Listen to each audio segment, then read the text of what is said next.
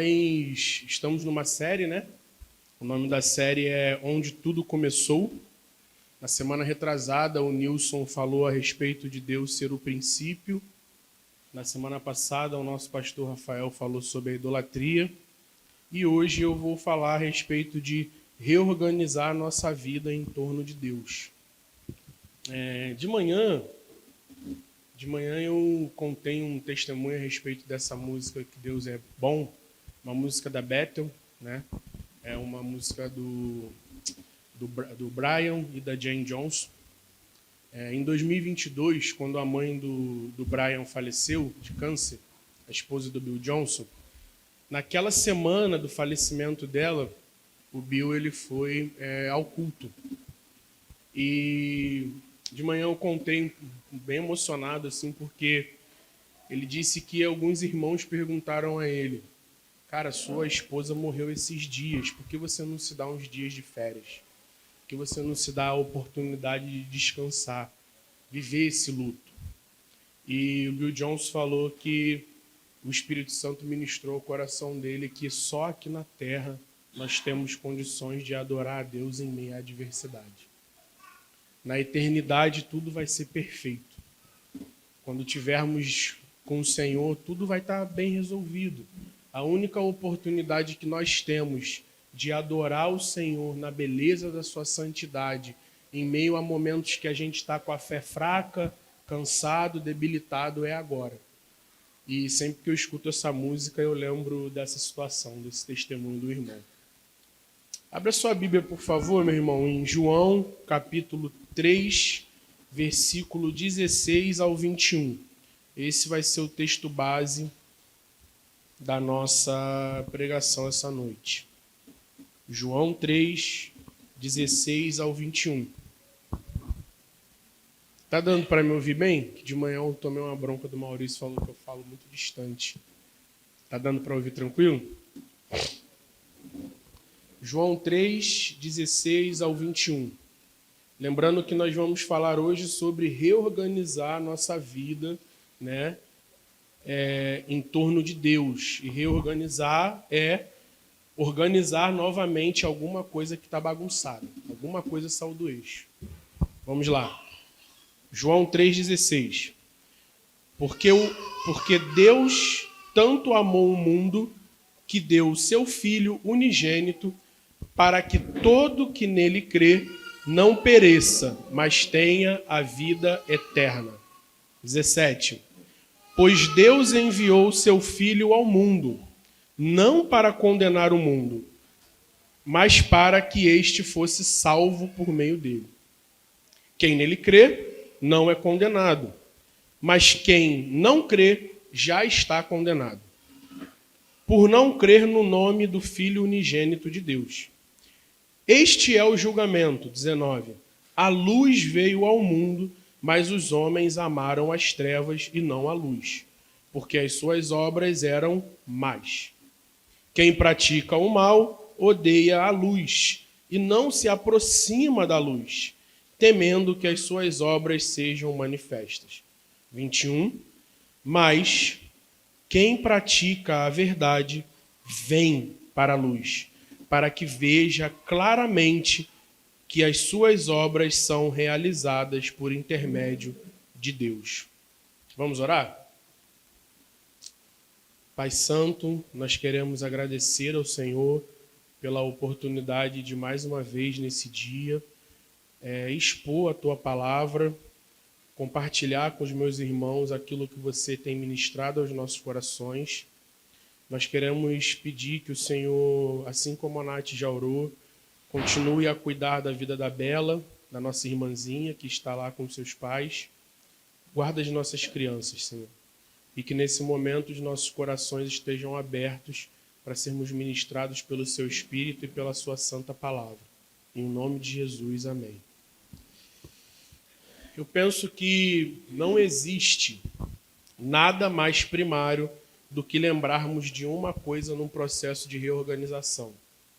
As maldades que executamos são nossas. Tudo que eu e você fazemos de mal é fruto da nossa pecaminosidade. tudo que fazemos de bom é por intermédio de Deus. Eu acho que para se reorganizar uma coisa que está bagunçada, a gente precisa partir desse ponto. Bom é Deus, o homem é mau. Se começarmos desse lugar, eu acho que as coisas vão ficando ajustadas da sua forma correta. E aí, no versículo 16, por exemplo, João começa dizendo que Deus precisou encarnar e se sacrificar por aquilo que estava morto. Ele começa dizendo que Deus amou o mundo de tal maneira, porque tinha alguma coisa que estava perecendo, ou seja, morta, ele precisou morrer no lugar dessa coisa, que somos nós. E talvez esse seja uma das primeiras peças desse quebra-cabeça que a gente precisa lembrar. Talvez se você é igual a mim, com quase 20 anos já de convertido, às vezes a gente entra numa rotina, mas a gente precisa lembrar que nós estávamos mortos em nossos delitos e pecados. E foi Cristo. Deus encarnou e morreu no meu e no seu lugar. Isso é a base da nossa fé. E nós aguardamos Ele, a volta do Senhor, o grande e terrível dia do Senhor, para que possamos gozar dessa vida eternamente. Então precisou que Deus, de forma substitutiva, morresse no seu lugar e no meu lugar, pagando uma conta que nós não tínhamos condições de pagar, e não teremos e nunca teremos. Isaías vai dizer, por exemplo, que as nossas bondades, a nossa justiça, é um trapo de imundícia. Não serve de nada. Mas nós precisávamos que Deus morresse no nosso lugar. Meu irmão, essa semana, enquanto eu revisava essa palavra, na quinta-feira a gente foi ao mercado, eu e Sara, no Guanabara da Maxwell, perto do Grajaú ali. Eu não sei se vocês viram, mas um segurança foi morto lá. Nós estávamos lá, eu e Sara e as crianças. Simplesmente fazendo as compras, sangue no chão, ninguém entendendo nada. E daqui a pouco chegou 3 carros da homicídios e começou a investigar, fazer pergunta para os funcionários. E o que aconteceu foi, um cidadão roubou uma caixa de chocolate, alguma coisa assim, e o segurança prendeu ele. Pelas gravações parece que ele conseguiu fugir e ele voltou e deu uma facada no segurança e matou aquele pai de família. E sempre que eu estou diante da morte, eu fico pensando, eu posso ter talvez mais passado do que futuro. Você já parou para pensar nisso? Eu estou com 37 anos. Talvez você tenha 20, 23, 25. Mas quem consegue garantir que já não tem mais passado do que futuro? Ninguém. Ninguém. Simplesmente naquela quinta-feira, aquele cidadão saiu para trabalhar e ele nunca mais voltou. E aí a gente para pensar que o mundo ele está em colapso. O mundo sem Cristo, ele não tem beleza. O mundo sem Cristo, ele não tem pureza, ele não tem longevidade, ele não tem nada. Ele é feio. Sem Jesus, a vida não faz sentido, porque você só está sobrevivendo, eu só estou sobrevivendo. Porque só existe vida verdadeira, vida eterna em Jesus, naquele que é o autor e o consumador da nossa fé. O ser humano, longe de Deus, ele é desprovido de qualquer tipo de capacidade de responder em estímulos que o Espírito Santo possa gerar. Porque o ser humano sem o Espírito Santo, ele é um animal. Eu e você, sem o Espírito Santo, de verdade, irmãos, faríamos atrocidades piores do que esse homem que matou o segurança. O que nos faz viver uma vida, de repente, moralmente ilibada, bonita, polida, é o Espírito Santo. Então, esse é um dos primeiros pilares que eu quero lembrar a gente hoje.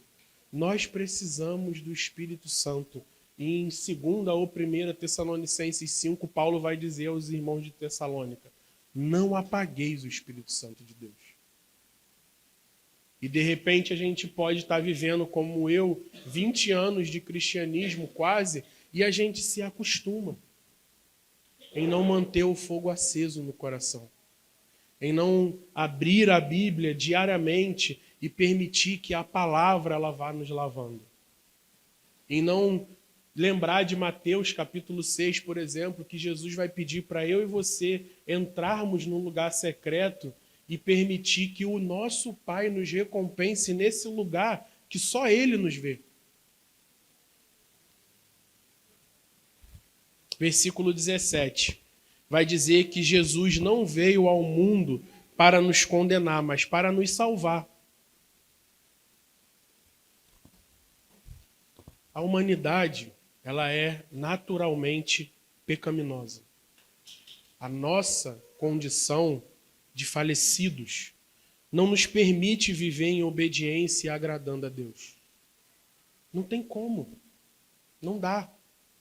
E assim, gente, o nosso pecado, ele tem mais a ver com aquilo que nós não conseguimos fazer do que com o mal que constantemente nós executamos. Sabe por quê? Porque o bem que eu e você queremos fazer, nós não fazemos. O mal nos assola todos os dias. E o pecado tem a ver com isso. Ele nos assaltou a capacidade de parecermos com Deus. Um Deus que é santo, um Deus que é puro, um Deus que é perfeito. O pecado, ele não deixa com que eu e você sejamos pessoas plenamente como Ele. Mas graças a Deus que nós temos Cristo Jesus, que morreu no meu e no seu lugar, que pagou a minha e a sua dívida, e nos deu o Espírito Santo, que é o penhor, é a garantia que nós temos de que no dia que o Senhor voltar, nós não seremos achados abandonados e sozinhos. Mas nós temos um Pai que pensou em tudo de maneira perfeita. Porque Ele sabia que nós não temos condições de cuidar da nossa vida por conta própria. Nós somos completamente incapazes de obedecer a Deus. Porque pecadores são pessoas perdidas. E a gente pode facilmente estar vivendo um caminho que aos nossos olhos é bom e ser um caminho que está nos levando para a morte. Porque nós somos seduzíveis, nós somos frágeis, nós somos finitos, nós somos pessoas que facilmente somos ludibriados, seduzidos pelo desejo do nosso coração. De manhã eu contei que ontem a gente teve um encontro com alguns amigos lá em casa e uma dessas irmãs falou o seguinte: nossa, essa semana eu vivi uma situação que acendeu vários gatilhos na minha mente. E eu falei com ela assim: o nome disso não é gatilho, o nome disso é tentação. A psicologia, a neurociência, os psiquiatras, eles vão chamar algumas coisas, gatilhos neurais que ativam o meu passado, o meu subconsciente. Amém, eles podem dar esse nome, nós não. Para nós o nome disso é tentação. E uma tentação que não é compensada acaba virando um pecado, e aí a gente tem que confessar um pecado que é muito pior. Mas, como eu falei de manhã também, gente, de verdade, eu não sou um pregador. Vocês estão vendo que eu não tenho didática, não é isso, mas eu costumo falar que eu sou um irmão que geralmente compartilha aquilo que Deus está cobrando de mim primeiro. E eu percebo o Senhor me cobrando a restaurar essas coisas. Cara, lembra de onde eu te tirei. Lembra quem é você. Não se acostume, porque você tem um privilégio, e de verdade é um privilégio, congregar em uma comunidade de fé onde você tem um púlpito sempre com boas palavras. Talvez vocês que já estão aqui desde a plantação, 9 anos, né, que nós fizemos, talvez você não saiba o quanto isso é valioso, porque você não roda a outros lugares, como eu já rodei. Isso é raro. nos dias que nós vivemos. O que mais se tem por aí são lugares com pregações e um cristianismo e uma comunidade, uma comunhão ruim. Ruim.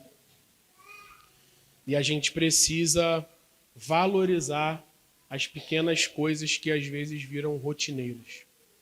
Versículo 18. Quem nele crê não é condenado. Mas quem não crê já está condenado. E a verdade é que o mundo não crê em Cristo. Não crê. O mundo não crê no nosso Senhor. Por isso ele jaz no maligno e ele já está condenado. No entanto, Cristo é a luz que veio ao mundo. Mas Paulo vai dizer que os filhos da ira, os filhos da desobediência, os cultivadores de hábitos pecaminosos estão vivendo as suas vidas hipersensíveis aos desejos da carne. E eu e você, se não nos atentarmos, vivemos debaixo do mesmo espírito. O Deus desse século, que Paulo diz que ele está cegando o entendimento dos incrédulos. Se você ler a carta de Paulo aos Efésios, você vai ver ele falando isso. O Deus desse século que cega o entendimento dos incrédulos e atua nos filhos da desobediência. E, meus irmãos, não existe campo neutro. Ou eu e você estamos no reino de Deus, ou eu e você estamos debaixo da influência constante do príncipe da potestade do ar e do império das trevas. É isso que Paulo está dizendo. A gente não pode se acostumar em achando que porque nós viemos aqui aos domingos, a gente não pode se acostumar porque a gente tem um privilégio de um excelente grupo pequeno na terça-feira, como se isso fosse o ápice de tudo. Existe, sim, um monergismo, uma ação de Deus em nos salvar. Ele vindo ao nosso encontro. Mas existe uma coisa que a teologia também vai dizer, que é a responsabilidade humana. Uma sinergia. A minha resposta ao Espírito Santo que está me convencendo. Para pensar comigo. 7 dias da semana, 24 horas por dia, 168 horas da semana. 2 horas no domingo, 2 horas na terça. São 4 horas contra 164. Tem alguma coisa errada? Não dá para a gente achar que não existe uma parcela que é nossa, de cultivar uma vida devota a Deus. Mateus capítulo 6, Jesus vai dizer, entra no seu secreto, tranca a porta do seu quarto, e o seu Pai, que te vê nesse lugar, vai te recompensar, vai me recompensar. A gente vive um momento da história tão estranho que se nós não estivermos constantemente diante do Senhor, se eu não me engano, Salmos 34, 5 vai dizer assim, ó, todo aquele que olha para ele tem o seu rosto iluminado e os seus rostos não estão confusos. Talvez um dos grandes bases para uma geração tão confusa como a nossa, que os estudiosos dizem que é uma das mais fúteis de não sei lá quantos anos, é porque a gente gasta pouco tempo se maravilhando na bondade de Deus, na beleza do Senhor, sabe? A Bíblia aberta, lendo salmos que fala sobre quem Ele é e pedindo ao Espírito Santo, abra os olhos do meu entendimento, como Paulo fala, sabe? Me permita contemplar a beleza da sua santidade. Não nos deixa andar como pessoas que só vivem para ganhar dinheiro, passar em concurso e ser bem visto pela sociedade. Isso é muito pobre. Pessoas como eu e você, que temos as chaves do reino de Deus, pessoas como eu e você, que conhece a única verdade do mundo, não pode condicionar a sua existência só a um bom emprego, a um concurso público e uma faculdade, ainda que isso seja maravilhoso. Nós precisamos usufruir agora daquilo que nós dizemos que ansiamos viver na eternidade. Uma das coisas que o Senhor mais me confrontou na virada desse ano, na verdade há uns meses já, e eu tenho falado isso com a Sara, é que é como se eu sentisse ele falar para mim o seguinte: você é um mentiroso, cara. Porque você diz que você quer passar a eternidade comigo. Só que você não vive isso hoje.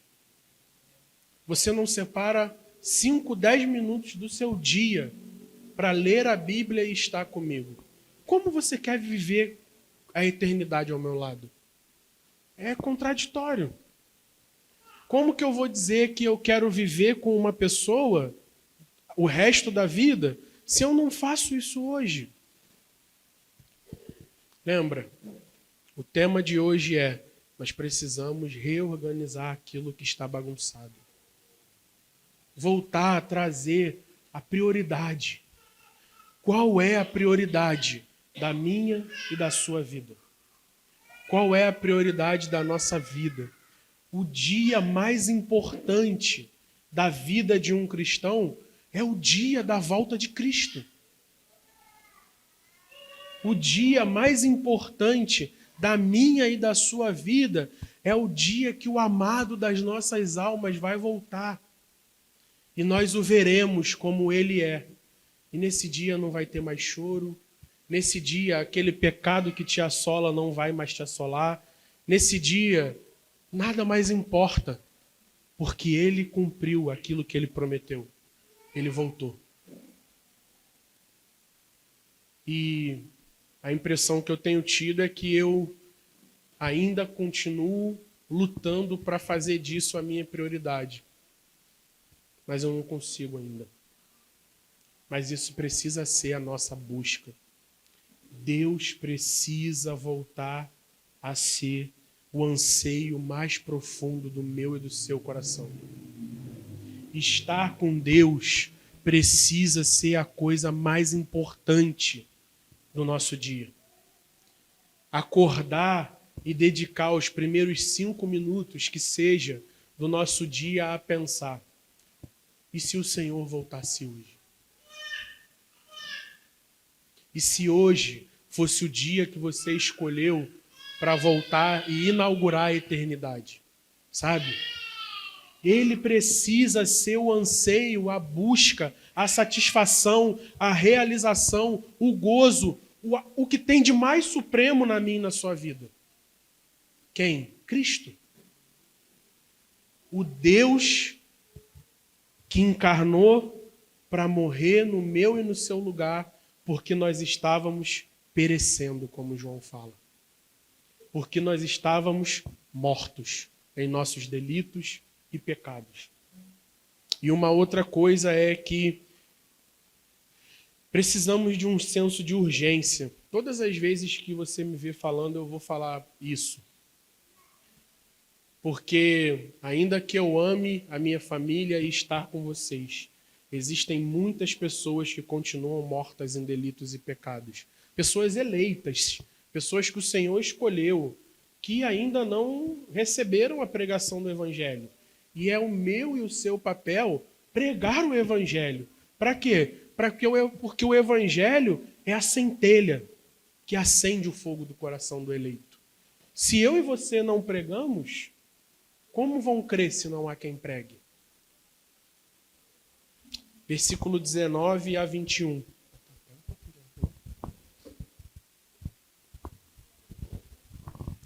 Quem pratica o mal odeia a luz e não se aproxima dela. Distantes de Deus, nós estamos mortos e debaixo da influência constante do sistema perverso desse mundo. Incapazes de controlar as nossas paixões, passamos a viver controlados pela nossa consciência caída e pelos nossos desejos pecaminosos. Mas, sabe uma prática que eu tenho pensado assim, e aí você pensa sozinho, né? Nós somos uma geração de cristãos que parece que nós abandonamos a prática, por exemplo, de confessar pecado. A gente não... Sim, poucas pessoas, e eu faço sempre essa pergunta para algumas pessoas. Você tem a prática de confessar pecado? Ou tentação, ou alguma coisa assim? E eu já ouvi respostas como, cara, a graça de Deus cobre tudo e tal, tipo, tá tudo bem, eu resolvo isso com Deus. Mas existem passagens na Bíblia, por exemplo, que diz que a gente precisa confessar isso aos nossos irmãos. Buscar um irmão confiável e confessar para que tenhamos unidade. Você quer ver? Abre, por favor, 1 João 1, 7, 8, 9. Eu vou ler aqui para a gente.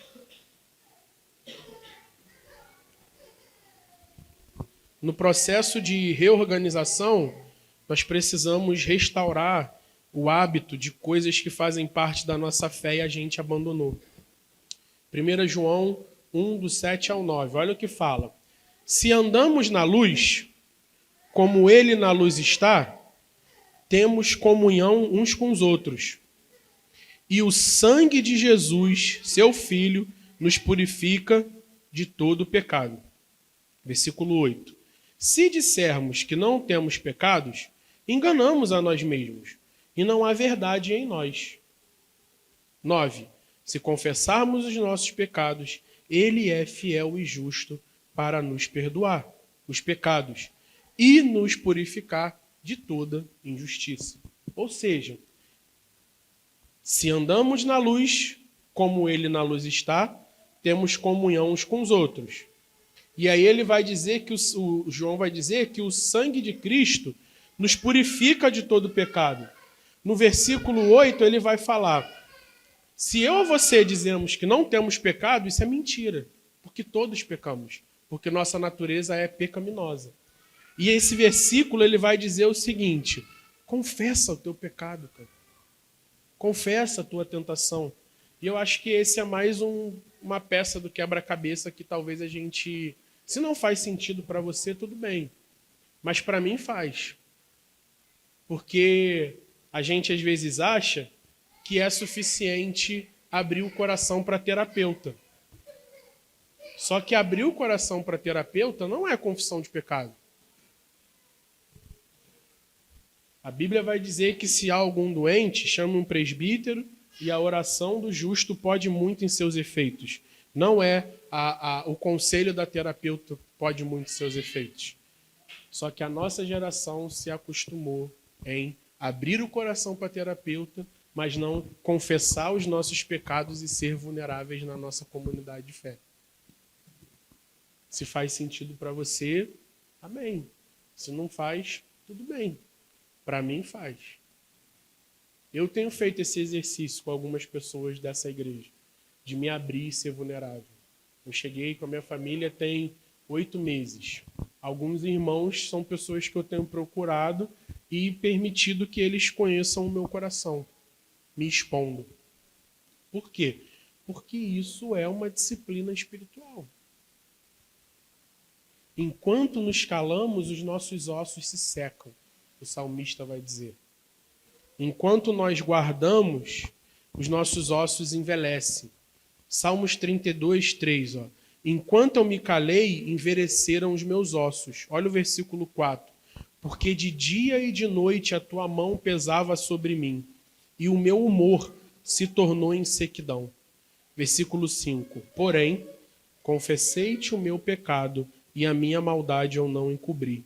Dizia eu: confessarei ao Senhor as minhas transgressões, e tu perdoaste a maldade do meu coração.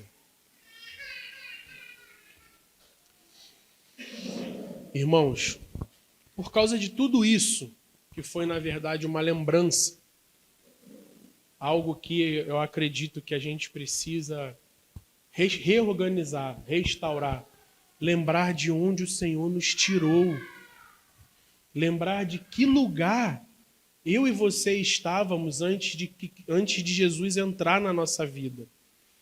E aí, por causa de todas essas coisas que eu estou falando aqui com os irmãos agora, nós precisamos fazer meia volta e ir ao encontro do nosso Pai. sabe? Faça uma avaliação sóbria. Quando você estiver na sua casa, avalie se Deus é a prioridade da sua vida. Porque às vezes a gente pensa assim, eu não tenho tempo, a minha vida é uma loucura, eu tenho filho, eu tenho... Enfim, por exemplo, de repente para você incomoda, mas choro de criança não me incomoda, porque eu tenho 2 filhos, eu estou acostumado. Tem coisas que meu cérebro já até abstrai. Por quê? Quem tem filho pequeno, às vezes teu filho chama pai, pai, mãe, mãe, que tu nem ouve, porque tu tá ali. Mas para pensar. Deus é, de fato, a prioridade da nossa vida? Vamos ser honestos, assim, não é para falar em público assim alto, mas pensa, ele é o anseio mais profundo do meu e do seu coração? Eu não tenho tempo. Te desafio a chegar em casa, abrir a saúde e o bem-estar do seu celular e você vai ver que não é ausência de tempo, é ausência de prioridade. Não é falta de tempo. Você vai ver que você deve ter 6, 7, 8 horas, talvez, 12 horas, 5 horas de utilização do seu smartphone. Não é falta de tempo. A verdade é que nós não amamos a Deus. Essa é a verdade. Eu não amo a Deus ao ponto de abrir mão de 30 minutos do meu celular para estar com Ele, com a Bíblia aberta, do seu jeito, joelho dobrado, deitado, enfim. É a sua intimidade, é o seu secreto. É isso que o Senhor tem me confrontado esses dias. Reorganizar o quê? Reorganizar a minha prioridade. Reposicionar Ele no centro da minha vida. Reposicionar o Senhor no lugar onde eu vou amar a Deus acima de todas as coisas. Com toda a minha força, com todo o meu entendimento, com tudo que eu tenho. Mais do que a Sara, mais do que a Joana, mais do que o Tito, mais do que os meus negócios. Ao ponto do que, André? Ao ponto que eu tenha condições de chegar um dia e falar, por exemplo, como o irmão Bill Johnson, que perdeu a sua esposa e estava dizendo, eu só tenho essa oportunidade para louvar a Ele em meio à adversidade. Essa adversidade não vai existir de novo. Pode parecer utópico, fantasioso, né, conto de fada, mas não é, irmãos. O Espírito Santo nos capacita, o Espírito Santo nos consola. Vamos trazer para a nossa realidade. Nossos irmãos que estavam aqui agora, esqueci o nome dele, o Lucas, estava com um bebezinho passando por uma situação difícil. E eles estão aqui, ó, a irmã, a esposa dele, estão aqui, ó, louvando ao Senhor. O Espírito Santo nos sustenta e nos capacita. E eu e você precisamos colocar Ele primeiro do que as demais coisas. Ele é tudo. Ele precisa ser o nosso tudo. Nós precisamos viver de uma forma que sejamos tão um com Deus e entre nós para que o mundo creia. Por quê? Tá frio, hein? Tá frio, eu tô aqui mexendo, mas tá... Porque Deus é uma comunidade relacional. A Trindade, ela é tão unida, de forma tão profunda, que nem mesmo os maiores estudiosos ainda conseguiram decifrar. É 3 pessoas, mas é uma, é 3 em 1. Cara, porque eles são um. O Pai, o Filho e o Espírito. E na semana passada, o nosso pastor, Rafael, ele falou uma coisa que eu refleti muito essa semana. Não é suficiente o conhecimento informativo. Não é. Não é suficiente ter decorado o catecismo de Westminster. Não é suficiente você saber tudo sobre Dort. Não é suficiente termos lido a Bíblia 10, 20 vezes. Se é a palavra de Deus não for uma vida que norteia, que purifica, que modela o nosso coração, é só conhecimento que vai gerar obra morta. Paulo vai dizer uma coisa: cuidado para que a sua consciência não cauterize. O que eu acredito que o nosso pastor, o Rafa, estava falando é: só conhecer na ponta da língua não adianta. A Bíblia é a verdade que precisa modelar todo o nosso coração. Peça ao Senhor que remova o coração de pedra e te dê um coração de carne. Essa tem sido a minha oração. Senhor, eu quero ser um homem manso. Porque a Bíblia vai dizer que os mansos herdarão a terra. Senhor, eu quero aprender a dar a outra face. Senhor, eu quero ser esse homem que valoriza você mais do que as demais coisas. Eu quero ser um bom marido. Eu quero ser um bom pai. Eu quero ser como aqueles homens de Atos capítulo 4, que vai dizer que eles olhavam para eles e diziam: você andou com Jesus. Você parece como alguém que anda com ele, sabe? Eu tenho feito essa oração. Senhor, eu quero ser teu amigo, como a Bíblia fala no livro de João, amigos de Deus. Sabe? Eu quero ser um homem que você confia, tesouros. Eu quero ser um homem que você confia. Eu quero ser um amigo de Deus. E a gente não pode se contentar com o que a gente tem. Ainda que você já tenha muito sobre Deus, Deus é uma fonte inesgotável. Não tem como esgotá-lo. Pode unir os 8 bilhões de seres humanos vivos hoje, todos que já existiram e existirão. Nós jamais vamos esgotar o conhecimento da beleza de Deus. Sempre existirá um ser humano fazendo uma pergunta: qual é a beleza que existe em você, que todos os seres humanos que já existiram ainda não viram? Porque Deus não se esgota. A beleza de Deus e quem o nosso Deus é, não se esgota. Não tem como. Ele é eterno. Ele é infinito. Ele é excelso. Só que, mesmo ele habitando em uma luz inacessível, como Paulo fala em 1 Timóteo 6,16, mesmo ele vivendo no lugar mais majestoso e santo do universo, como está em Isaías 57,15, ele decidiu se aproximar do manso e do humilde. Eu quero ser um manso e um humilde. Eu preciso. Eu tenho pedido ao Senhor: Senhor, não me deixa viver a minha vida nessa terra como uma pessoa que não anseia conhecer mais de você. Sabe?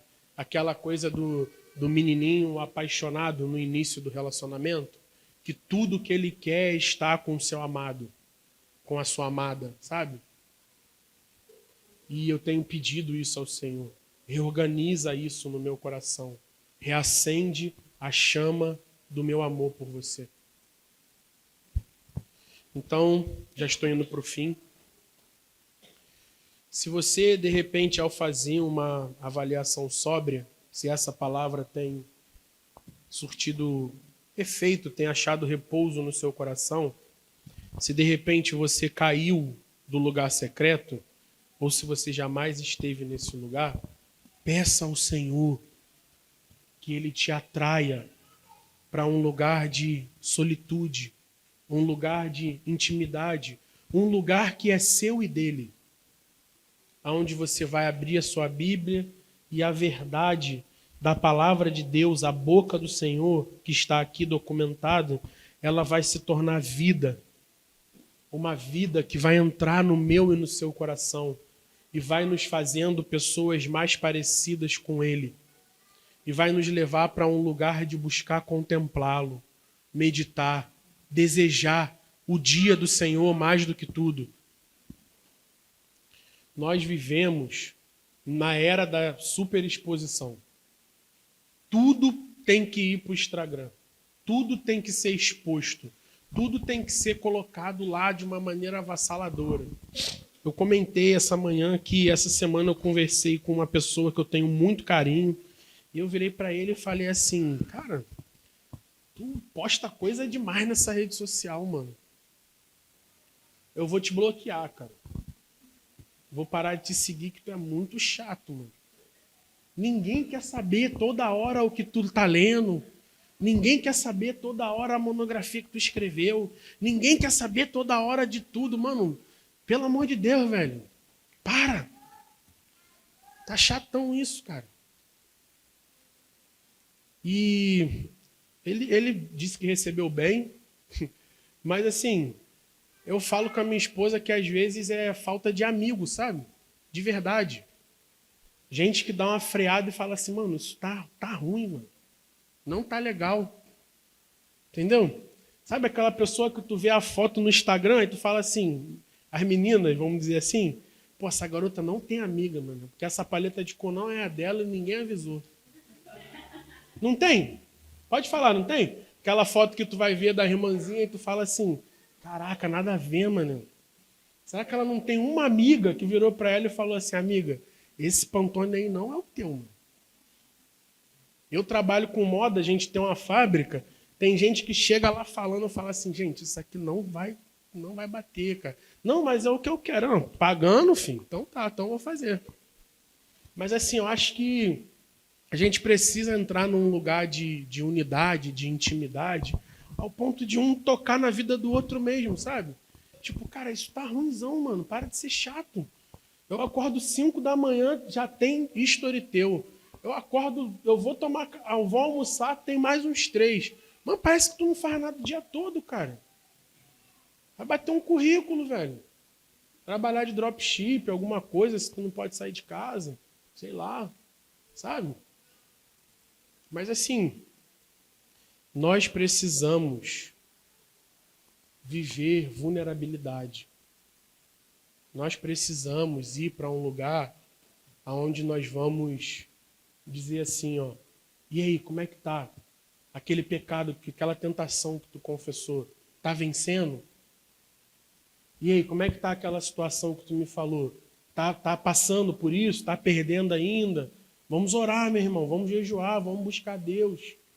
Sabe? Nós precisamos reposicionar Cristo no centro da nossa vida. Ele precisa voltar a ser o bem mais precioso que nós temos. Ele precisa ter um lugar de valor mais valioso, desculpa por ser redundante, do que as demais coisas. Nós precisamos ser intencionais e lembrar do que o salmista disse: o Senhor é a porção da minha herança. Salmos 16, 5. A porção da minha e da sua herança, irmãos, é Cristo. Pare diante dele e pergunte: Jesus, qual é a beleza sua que eu ainda não conheço? Um atributo que eu já sei de ouvir falar, como o nosso pastor falou. Eu já tenho um conhecimento informativo, mas isso não entrou no meu coração ainda, sabe? Qual? Me permita ser tocado por isso. Faça com que a Bíblia se torne uma verdade de vida na minha vida, na minha existência. Não só aquilo que eu sei responder de bate-pronto. Certa vez Jesus disse assim, ó, vocês me honram com os lábios, mas o seu coração está longe de mim. Não dá mais, irmãos, eu estou finalizando mesmo, para viver o cristianismo sem a presença de Deus. Não dá mais para a gente achar que está tudo bem do jeito que a gente está vivendo, conformado, acomodado, né? Ah, já estou aqui nesse emprego tanto tempo, não vou ser promovido. Não, com Deus não pode ser assim. Ele é uma fonte inesgotável. Quanto mais a gente cavar, mais a gente vai achar. Quanto mais a gente bater ali, ó, vai ter tesouro. Porque Deus é belo. E o conhecimento informativo não é suficiente. Então eu vou encerrar com algumas frases que eu escrevi aqui. Qual é o lugar de Deus na minha vida?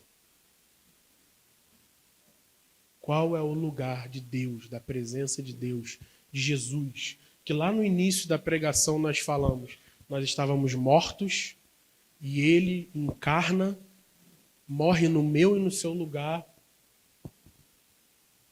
Eu acho que eu já falei isso aqui da última vez, mas eu ouvi uma história, não sei se é verdade, se é uma dessas histórias que pregadores contam, né? Mas ele dizia o seguinte: tinha um homem na cadeira, nessas cadeiras nos Estados Unidos de morte, como é que fala? Nessas cadeiras. E chegou, parece que ele conversa com um pastor, alguém, e a pessoa virou para ele e falou assim: olha, aquele teu tão sonhado carro saiu. Mas naquele lugar de morto, de condenado, isso não faz sentido. Qual é o sentido que tem agora ele ter a casa e o carro? O cristianismo não é sobre o carro que você vai ter, a casa que você vai ter, o quão bem sucedido você vai ser. O cristianismo é o seguinte: você e eu estávamos nessa cadeira elétrica para ser morto, condenados eternamente, e alguém pagou a sua conta e a minha conta. Alguém morreu eletrocutado no meu e no seu lugar. Deus abriu mão da sua glória, se limitou a fecundar no útero feminino, virar um embrião e crescer na barriga de uma adolescente. Ele passa um período sendo amamentado por ela, ele cresce, ele é educado por um homem, ele aprende, por exemplo, sobre o joio e o trigo, a hora, isso vai virar parábola no futuro, e em dado momento ele morre no meu e no seu lugar. Deus fez isso. Isso é tudo. Isso é tudo, meu irmão. Isso é tudo. Você e eu estávamos condenados à morte eterna. E Deus encarnou, pagou a nossa dívida, e hoje eu e você temos livre acesso a esse Deus, porque a Bíblia vai dizer que ele abriu um novo e vivo caminho. Um novo e vivo caminho. A obra do novo nascimento. Existe mais para que eu e você possamos usufruir agora. Eu vou encerrar com Colossenses 1:15 ao 22. Eu vou ler esse versículo para a gente. Ele é a imagem do Deus invisível, o primogênito sobre toda a criação, pois por meio dele foram criadas todas as coisas, no céu e na terra, as visíveis e as invisíveis, sejam tronos, soberanias, quer poderes, quer autoridades, todas as coisas foram criadas por ele e para ele. Ele é antes de todas as coisas, e por meio dele tudo subsiste. Cristo é o cabeça da igreja, do corpo. É o princípio, o primogênito dentre os mortos, para que em tudo tenha supremacia. Pois foi do agrado do Pai que nele habitasse toda a plenitude, e por meio dele reconciliasse todas as coisas, tanto as que estão na terra quanto as que estão nos céus, estabelecendo a paz por meio do seu sangue derramado na cruz. Antes, vocês estavam separados de Deus e eram inimigos dele por causa da disposição interior e do mau procedimento de vocês. Contudo, agora ele reconciliou pelo corpo de Cristo, por meio da morte de Jesus, todos os que nele crêem. Ou seja, meu irmão e minha irmã, Cristo é tudo. E nós precisamos reorganizar a órbita da nossa vida, trazendo ele de volta para o centro, para a prioridade do nosso coração. Nós temos um Deus que é zeloso e ciumento. Êxodo vai dizer isso, ou Deuteronômio, não lembro agora. Esse é o meu e o seu Deus. Cristo é a beleza visível do Deus invisível. Jesus é a beleza visível do Deus invisível. Eu e você precisamos trazer isso de volta para a nossa vida. Eu preciso, eu confesso. E a minha esposa tem visto o quanto eu tenho me desafiado. Existe, eu vou repetir, uma responsabilidade que é minha e é sua. Nós somos salvos pela graça, eleitos antes da fundação do mundo, mas existe uma resposta, uma sinergia, que é a responsabilidade de todo salvo.